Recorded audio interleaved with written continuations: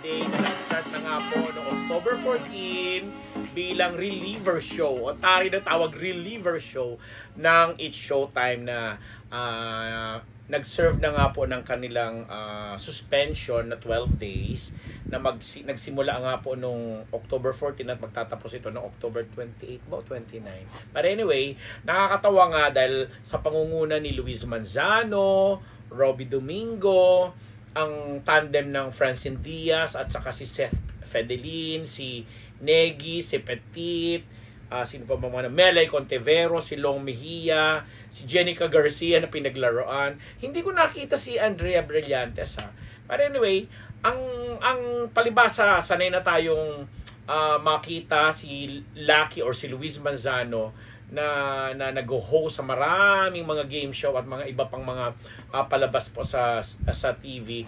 Sanay na tayo sa brand of humor niya, sa brand of comedy niya na ang ganda naman nung reception ng mga kasamahan niya. And nakakatuwa nga dito sa It's Your Lucky Day kasi agad-agad sinabi ni Luis na ito lang yung kauna-unahang show sa balat ng telebisyon na nag-anunsyo agad, opening pag-pilot nila noong October 14, inanunsyo agad nila na hanggang 2 weeks lang po kami and so on and so forth. Nakakatawa, and then pinaglaruan nila yung konsepto na yon, and within that concept doon dumaloy, doon tumakbo yung show na maganda siyang panoorin. At eto na nga mga ka-Team Unbettable dito sa Unbettable channel sa YouTube. Kinig kayo. Dahil according sa aming mga nakausap na mga matataas na executives ng ABS-CBN na may mga production na hawak, talagang mukhang magiging full show ito very soon. O diba? As in full show. Pero, ito naman yung pero doon, hindi naman nila tatanggalin ang It's Showtime. Hindi naman ito talaga yung magiging kapalit na ng It's Showtime. Yun naman yung yung guarantee. Magiging full show siya at ilalagay daw siya di umano sa isang time slot bago mag-news, bago mag-TV Patrol. Na sa ngayon kasi replay ng yung game show ni Lucky, ni Luis, na parang basta may game show siyang matagal ng panahon na yun ang ipinapalabas, and baka doon daw ilagay ito. Sa ngayon yung mga naririnig na usapan kasi nga walang duda na as per the sources na itong ganitong klaseng show ay talaga namang kakagatin ng publiko, mataas ang ratings at maraming mga advertisers na magiging interesante or interesado na suportahan yung programa. At since parang game show din siya, na pinalawak, at tapos meron dong portion na sina Robbie, sina Seth nag-i-interview sa kalsada, namimigay ng mga papremyo, at nakakatawa doon na kahit itong si Seth nasakyan nila yung joke at talagang kumbaga naging in yung kanilang mga style ng pagpapatawa. And masegue ko lang, may nakapag-chika nga sa amin na ito daw si Francine Diaz at saka si Seth Fedelin ay parang nagkaroon pa ng crash course.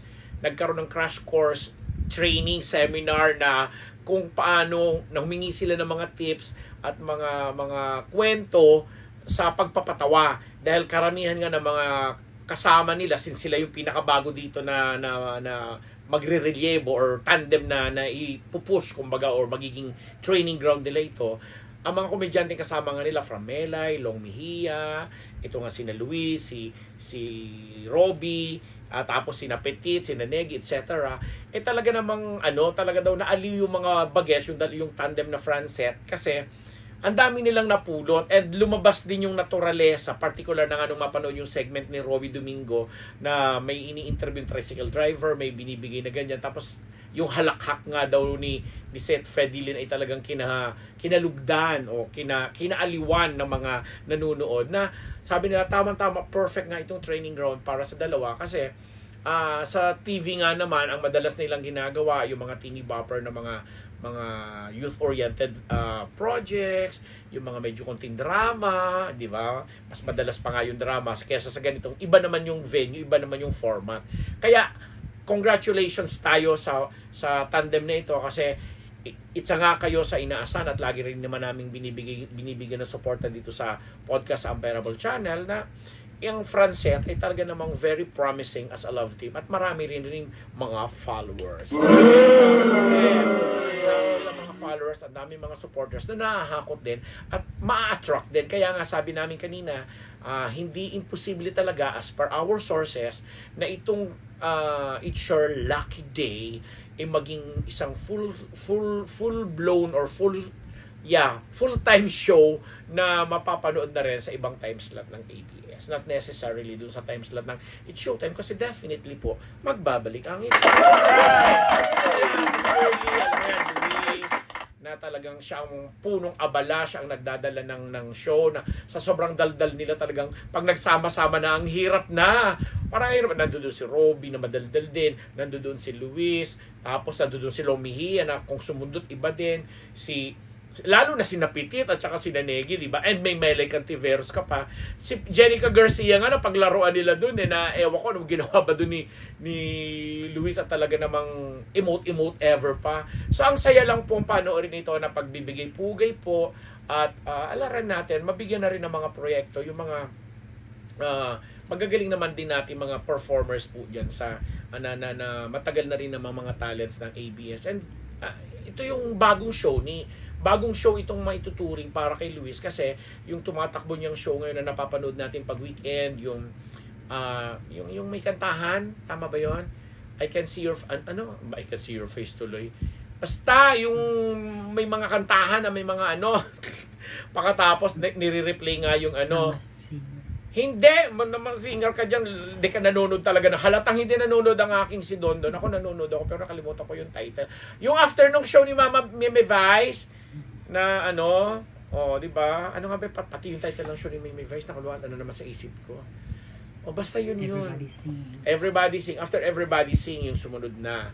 So ngayon, ito yung bagong show na maituturing or mai-attach natin kay Luis na parang simula. Oo nga, ito yung bagong show ni Luis pagkatapos siyang maging daddy kay Baby Peanut. Di ba? And asahan natin. Si Robby naman, ano pa ba naman din ma-expect natin? Kumbaga si Robby, Luis Manzano Jr. yan na napakahusay din. Iba rin yung timpla, iba rin yung aura, iba din yung baon-baon yung mga spill sa mga emote dyan. So, congratulations! Inaasahan po ng Unbearable Channel. Nakasuporta po kami sa inyo. Inaasahan nga ng mga subscribers natin at mga fans ng mga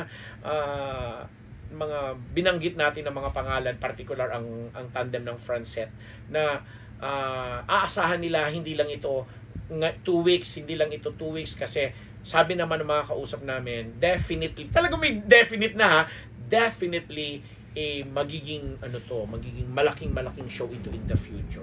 Yun nga lang, inaayos pa syempre siguro yung mga iba. At saka syempre mag-i-improve pa yan in time. Kaya, congratulations mula po dito sa Unbearable Channel.